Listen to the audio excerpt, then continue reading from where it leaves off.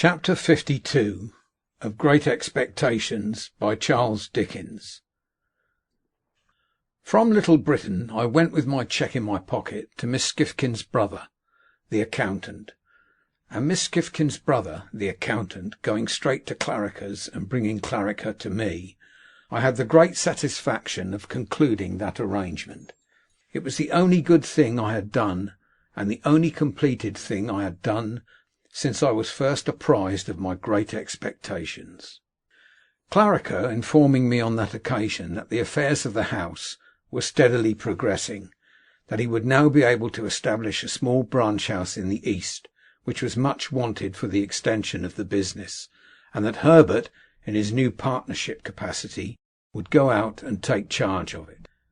I found that I must have prepared for a separation from my friend, even though my own affairs had been more settled.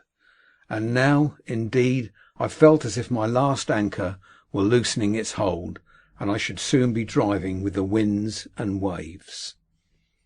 But there was recompense in the joy with which Herbert would come home of a night and tell me of these changes, little imagining that he told me no news, and would sketch airy pictures of himself conducting Clara Barley to the land of the Arabian Nights, and of me going out to join them, with a caravan of camels, I believe, and of our all going up the Nile and seeing wonders. Without being sanguine as to my own part in those bright plans, I felt that Herbert's way was clearing fast, and that old Bill Barley had but to stick to his pepper and rum, and his daughter would soon be happily provided for. We had now got into the month of March. My left arm, though it presented no bad symptoms, took, in the natural course, so long to heal that I was unable to get a coat on. My right arm was tolerably restored, disfigured but fairly serviceable. On a Monday morning, when Herbert and I were at breakfast, I received the following letter from Wemmick by the post. Walworth. Burn this as soon as read. Early in the week, or say Wednesday, you might do what you know of, if you felt disposed to try it. Now burn. When I had shown this to Herbert, and had put it in the fire, but not before we had both got it by heart, we considered what to do, for, of course, my being disabled could now be no longer kept out of view. I have thought it over and over again, said Herbert, and I think I know a better course than taking a Thames waterman. Take Startop, a good fellow, a skilled hand, fond of us, and enthusiastic and honourable. I had thought of him more than once. But how much would you tell him, Herbert? It is necessary to tell him very little. Let him suppose it a mere freak, but a secret one, until the morning comes. Then let him know that there is urgent reason for your getting Provis aboard and away.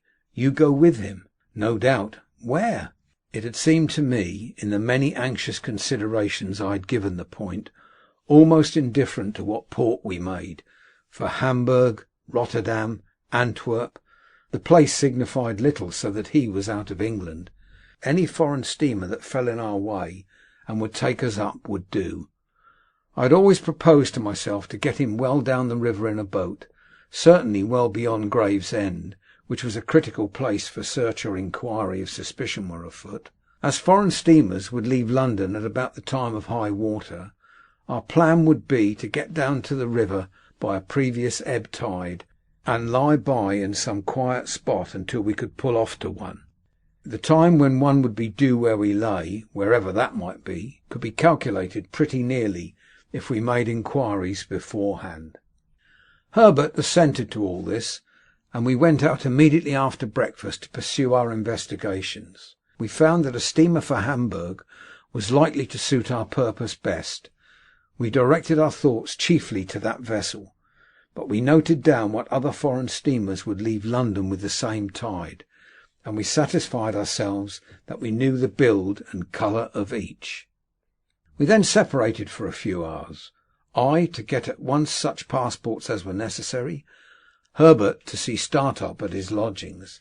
We both did what we had to do without any hindrance, and when we met again at 1 o'clock reported it done. I, for my part, was prepared with passports.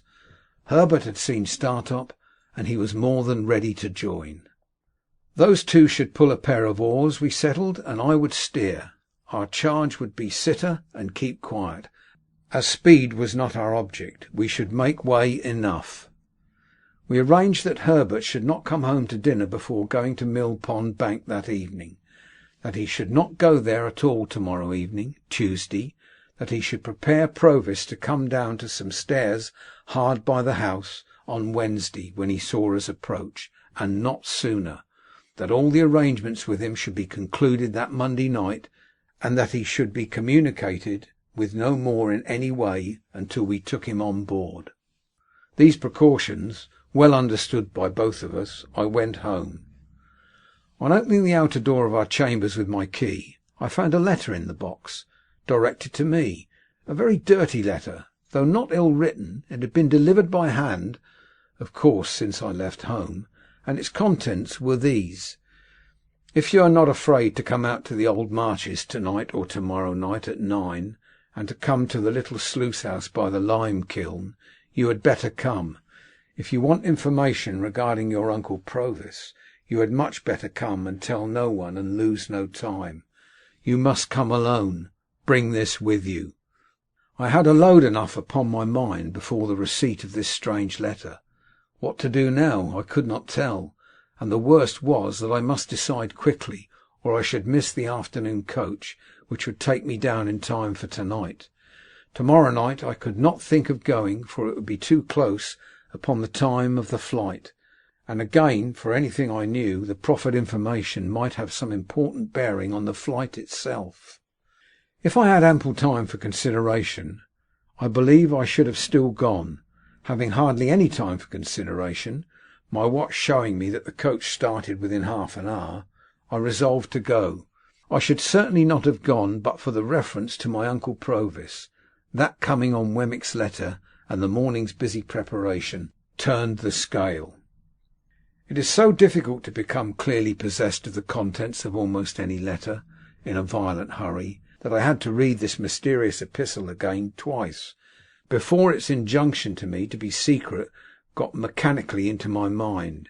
Yielding to it in the same mechanical kind of way, I left a note in pencil for Herbert, telling him that as I should be soon going away, I knew not for how long, I had decided to hurry down and back, to ascertain for myself how Miss Havisham was faring.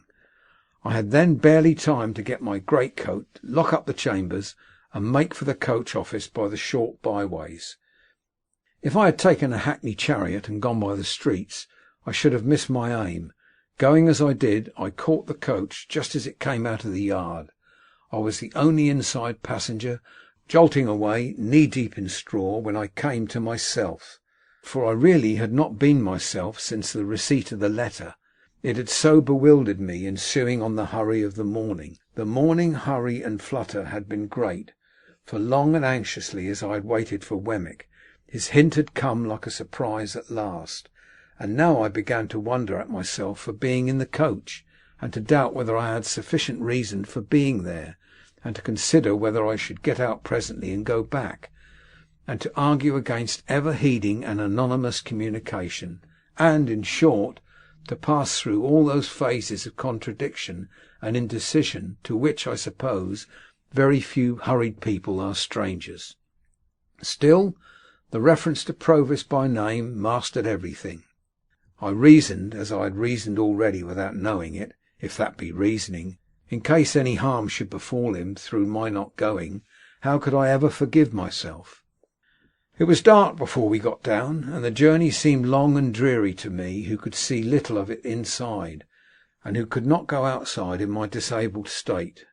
Avoiding the Blue Boar, I put up at an inn of minor reputation down the town, and ordered some dinner. While it was preparing, I went to Satis house and inquired for Miss Havisham. She was still very ill, though considered something better. My inn had once been a part of an ancient ecclesiastical house, and I dined in a little octagonal common room like a font. As I was not able to cut my dinner, the old landlord with the shining bald head did it for me. This bringing us into conversation, he was so good as to entertain me with my own story, and of course with the popular feature that Pumblechook was my earliest benefactor, and the founder of my fortunes. Do you know the young man? Said I. Know him? Repeated the landlord. Ever since he was no height at all. Does he ever come back to this neighbourhood? He comes back, said the landlord, to his great friends now and again, and gives a cold shoulder to the man that made him. What man is that? Him that I speak of, said the landlord, Mr. Pumblechook. Is he ungrateful to no one else? No doubt he would be if he could, returned the landlord, but he can't. And why? Because Pumblechook done everything for him. Does Pumblechook say so? Say so, replied the landlord. He ain't no call to say so. But does he say so? It would turn a man's blood to white wine vinegar to hear him tell of it, sir, said the landlord. I thought, yet Joe, dear Joe, you never tell of it. Long-suffering and loving Joe, you never complain, nor you, sweet-tempered Biddy. Your appetite's been touched like by your accident, said the landlord, glancing at the bandaged arm under my coat. Try a tender a bit. No, thank you, I replied, turning from the table to brood over the fire. I can eat no more. Please take it away. I had never been struck so keenly for my thanklessness to Joe as through the brazen impostor Pumblechook. The falser he, the truer Joe, the meaner he, the nobler Joe. My heart was deeply and most deservedly humbled as I mused over the fire for an hour or more. The striking of the clock aroused me, but not from my dejection or remorse, and I got up and had my coat fastened around my neck and went out. I had previously sought in my pockets for the letter that I might refer to it again, but I could not find it, and was uneasy to think that it must have been dropped in the straw of the coach. I knew very well, however, that the appointed place was the little sluice house by the lime kiln on the marshes, and the hour 9.